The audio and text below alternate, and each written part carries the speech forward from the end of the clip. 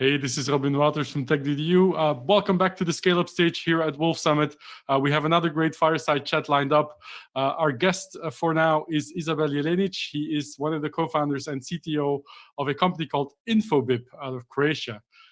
Isabel, thank you so much for joining us for this session. And please introduce yourself a bit and a bit of history about the company as well, if you will. Thank you, Robin. Thanks for reaching out.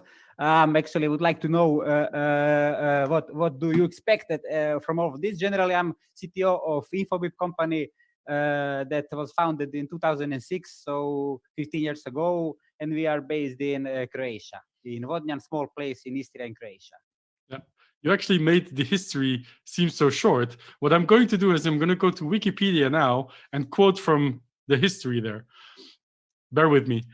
Infobip's global growth is linked to an entrepreneurial incubator for startups established in the Croatian town of Pula during 2006, whereas the business idea started to grow through the work of a group of friends in the nearby Vodnjan, I hope I pronounced that correctly, during 2002. Right.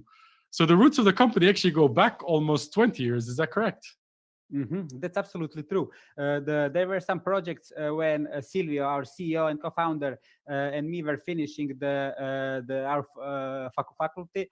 We both finished in Zagreb on Faculty of Electrical Engineering, and some hobby project started then in 2001, I think, and I joined in 2003, and then it was more like hobby until 2006. Where we sit on a beer and decided, okay, this is really interesting. Let's do something more serious. And we founded the company, and let's say the rest is the history. But there is 15 years of hard work after that.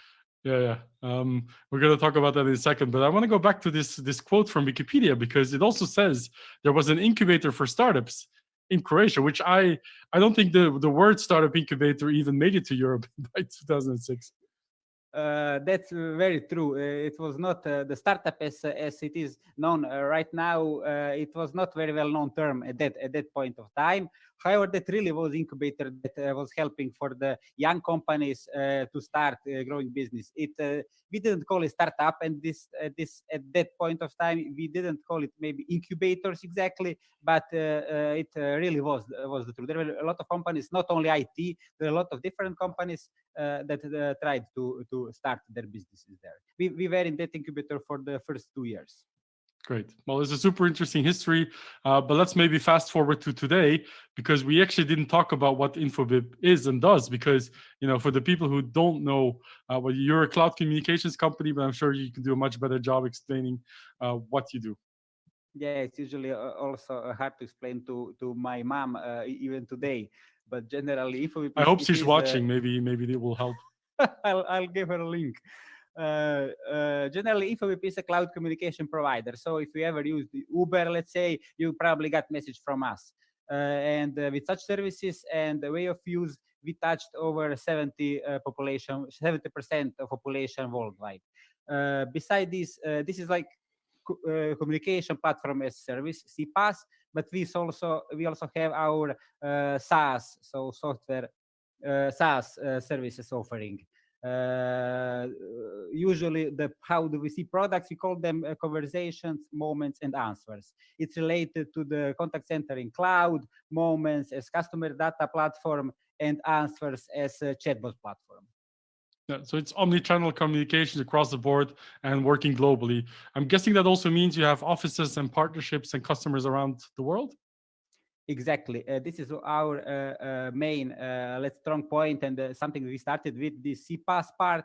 We have a lot of offices. I think it's more than 70 offices worldwide. So we have very strong local presence, and we have very strong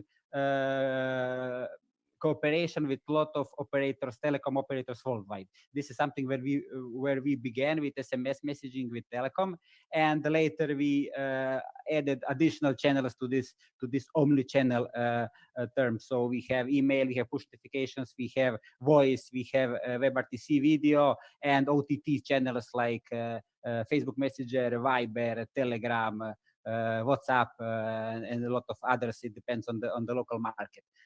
So we leverage all those digital channels and then build a SaaS offering upon that. So all those conversations that are happening can be done in any of those channels, depending what the end user actually prefers. And this is our main strongest point here, because we can really make a good setup of SaaS stack and the channels that we have below. Yeah, that's quite a broad offering, I would say. So fantastic that you've built this over the last 15 years. But I have to confess that Infobip was really not on my radar, even though I've paid attention quite a lot to the CE in the last 15 years of writing about tech. But for some reason, it never got on my radar until July last year, almost a few months after the outbreak of the coronavirus, when you raised more than $200 million in funding, which, by the way, was your first round of funding ever for the company. And then, of course, it got on a lot of people's radar. So can you maybe explain a little bit more about the funding round, how it came to be, and what the reason was for raising funding in the first place? Mm-hmm. Absolutely. So from the start, we were kind of intentionally going under the radar. We didn't need so much publicity at the start. We were doing our job pretty good, and the things were doing well. We were growing, and it was all like all the profit that we get, we just reinvested it in the further company growth. However, at latest times, it's happening a lot of consolidation, and a lot of our competitors are either already listed on the so they pass through IPO process and have been acquiring company, and in order to be able to keep that and make still be like as we consider to be a world leader, we need to do some changes, of course, and this acquisition is kind of not acquisition, I mean the investment is more like result of our strategy, because it's hard to keep up without investment from the outside. So this was, I think, some kind of logical next step. We had a lot of talks with investors from in last few years, but it was we decided to go like last year with this and to execute it. Yeah, and if I'm not mistaken, it was a US-based private equity firm that led the funding round. Did you also have conversations with investors in Europe, and what was the reason for not going with any of them? We had few conversations with Europe-based investors. However, the US market is much more, as according our way of thinking, is much more aligned with our requirements, and is more able to help us because of our strategic orientation towards the US market, which is one of the kind of important things for us. And somehow when put all together, the having US-based investor is much more for us, means much more and can give us more value than only the money. Yeah, makes sense. When the news broke, the media publication Reuters that broke the news actually also mentioned that there was a possibility for Infobip to also head to the stock exchange in the US in the coming years, even though that was not confirmed. So maybe just as a question to you, is that on the roadmap for the company? Well, we consider this. Yes, absolutely. We are aware that once the investor is in the company, they need to have some liquidity event, and the IPO seems the most reasonable thing. So we are trying to do steps to be able to execute IPO. Yes. Yeah. Also because you're in a growing space, obviously, and you've been profitable for quite a while. So that's quite an impressive feat on its own. Can you give me an idea on how the company is made up in terms of staff? Like, is it the majority still engineering and development, or is the focus now on hiring mostly sales, marketing, partnership people, or is it still a very tech-heavy company? It is a tech-heavy company. We have actually all the technologies we are currently having. We have built from the scratch, so built internally, and I think this is also our great strength, because we can really adapt to customer requirements and do whatever it takes. and we are now more into creating solutions for customers. So we are trying to build engineering teams on different parts of the world, not necessarily only developers, not necessarily only R&D, but also the engineering teams that can be on a meeting with customers and designing solutions with them for them based on our basic product stack. So we intend to keep our engineering force big and intend to grow further in those directions. Yeah, and wherever there are gaps in sort of the technology stack that you're describing, do you foresee Infobip making any acquisitions? Because you mentioned there's consolidation in the sector going on, and now that you have the money in the bank, do you see yourself, buying small technical teams or technical companies down the line as well? Yeah, we already had our first acquisition. Not sure if you're aware, we had our first acquisition. We bought Open Market company, the US company. So now we are already in the process of integration. And we, of course, are now trying to discover what will be our next steps. However, it's still in early stages. But definitely the acquisition of a company that has some interesting feature for us, maybe some technology that is not in our portfolio, is always interesting for us. Yeah. No, for sure. I actually didn't know about that acquisition, so thank you for putting it on my radar as well. Let's maybe talk about CEE, because that's the topic of this stage and what we're talking about at the conference. How important is the roots in Croatia for Infobip still, and how many people do you still employ there? Mm-hmm. I think we have less than half people in Croatia. So we are really trying to make it, at the start it was important because of the geolocation, because of easier it was for people to meet and similar. But I think it's less and less important, especially in this COVID phase where everyone is home. It's now really not important anymore. For us, already for a few years, it became not so important. I would say in a pre-COVID era. So we have people from top management that are based in US, based in Canada, so in completely different time zones. And we are really trying to establish the company that is not really led by because you are here or there, but because you can help us to grow business further, and you have the specialties that we can do something together. So we have a lot of R&D offices. We have in Croatia, but we have also in Russia, we have in Slovakia, in Poland, we have in India, we have in Bosnia and Herzegovina. So we have really offices worldwide, and I think they're all great people working together. And it really doesn't matter that our internal, English is used internally as a main language, and you cannot have a meeting anymore on some other languages because there's always someone from some other country that doesn't speak your language. So it's pretty already. I think you are very used to, and it's not really important that you are in Croatia or not. Yeah. And what does that mean for you as a CTO? Because it must be very difficult to sort of keep a distributed workforce. Even the technical roles are spread out across the globe. How do you manage to keep oversight?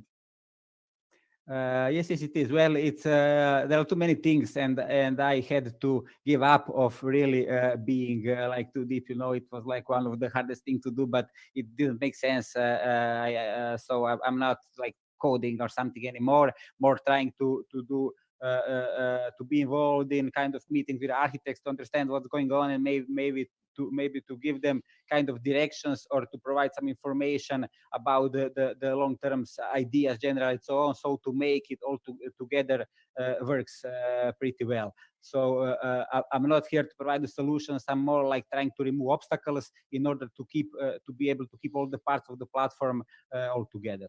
And I think it's so far it's working pretty good. Yeah. Maybe on a related note, of course, the pandemic has changed a lot for a lot of companies. You already had a distributed workforce. I'm guessing you also had a policy of being able to work from home before the pandemic. But how has coronavirus changed things, either internally or for you as a business? Actually, before the COVID, we didn't have a kind of policy of you can work from home. We have. If I remember correctly, everyone were allowed 1 day per week to work from home. like a little bit flexibility, but not too much. This corona was actually a good experiment for us to understand what would happen, because we would not create such experiment, I think, on this scale in the way we did with corona. And it became pretty obvious that things are really working. So people are productive. Okay, there are always things when if you have little kids at home, and it's not perfect for everyone.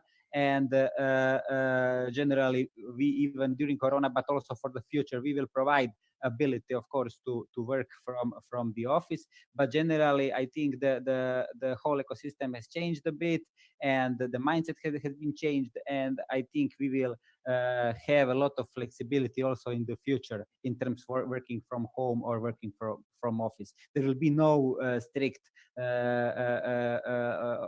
be a lot more relaxed than it was earlier.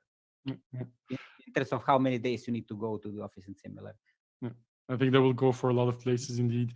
Now, of course, you're in the cloud communication space, so that must mean that 2020 was actually, for the business at least, a good year. I think I remember reading that the revenue for 2019 was about 600 million euros, so about $700 million. That means, how was the pandemic sort of accelerated that business last year?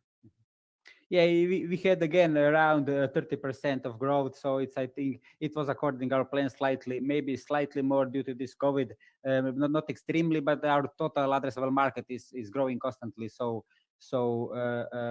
due to this unfortunate COVID is there, but the things are actually very pretty well for our niche that we are in. Yeah. As we mentioned in the beginning, you've been sort of in this ecosystem for more than 15 years now in Croatia. So when you started, things must have been, a lot different from where they are today. So from your viewpoint, how has the innovation ecosystem in Croatia, and maybe even the Balkans or CEE in general, changed over the last 15 years? That's a tough question. So it's really very different. But I would say that now things are really going faster with all this startup ecosystem and being able to bootstrap really fast, and a lot of those investors actually looking for interesting startups, and for the companies to being able to get money to grow faster. I think the whole system is more challenging now. I think it was easier actually to do something 50 years ago, because now it's really much easier to copy something. You really need to be fast in growing and implement new things and be able to get money and grow, because it's a lot more about growth at this moment. And this is also the thing where currently the US companies, I believe, are still in advantage compared to EU, because it's still, from my perspective, a little easier to get money in the US, and you need it to be able to grow and to make next steps. Yeah, agreed. So maybe sorry. No, go ahead. Yeah, I think things are more complex, and things are happening faster and faster every day. Yeah. No, that goes in. I think every country in Europe is in that situation now, where everything is moving so fast. Let's go back maybe to the product suite that you have. What can we expect from the future? As much as you can reveal about the future roadmap, of course, but what can we expect more from Infobip on a product level? I think that there will be a lot of, the communication generally is changing. So how people communicate internally, how businesses approach the people and find a way how to communicate in better ways, more appropriate ways, in ways that will provide better response and be easier for use to the end users. It will keep changes, and we are here to boost the change and to make it more easy, both for end users and to businesses, to enable this communication. So I guess it will be going to more video, more easier from the end user side, more easier to use it. I can see, and I know, if you take a look how the kids are communicating, we were writing messages, and today kids they don't want to type. They are just using voice messages or video messages. So I think this will continue. The communication will change in such terms that will be more video messages, and we have to enable it with a lot of AI also tooling that will help you to maintain all those communication and to make it proper. Yeah, as someone with 2 young kids, I can only subscribe to the notion that you need to watch them very carefully to see the future of Yeah, communication, yeah, because absolutely. almost every month it changes. It's insane. That's Maybe as true. a final question, because I think we are running out of time for this session, unfortunately. But maybe as a final question, as someone who's gone through scaling up quite heavily in the last 15 years, would you have any advice for entrepreneurs who are just getting started or building their first company? What are some of the things they need to take into account when you hit this momentum and growing fast? Yeah, it's really hard to say. I think it's really important to communicate a lot, to talk with a lot of people, to be able to understand who can help you, and not to be afraid of finding someone who has done something, and finding someone who knows, because there are little, as you go on and on, there are more and more things, and you cannot be best in all those things that you need to tackle, or to fight with. So find the good people that are positive and that you can work with, and let them do and help them do their job. I think this is the best way to go. Delegation in a smart way, I guess. Maybe, yeah, you can call it that way. All right. Well, Isabel, we ran out of time, unfortunately, but I cannot thank you enough for making the time to join us here for the Scale Up stage at Wolf Summit, and sharing some of your insights. I'll be watching Infobip very closely. Super interesting company. And I wish you all the best of luck. Thank you so much. Thank you, Robin, very much, and thank you for reaching out. It was my pleasure.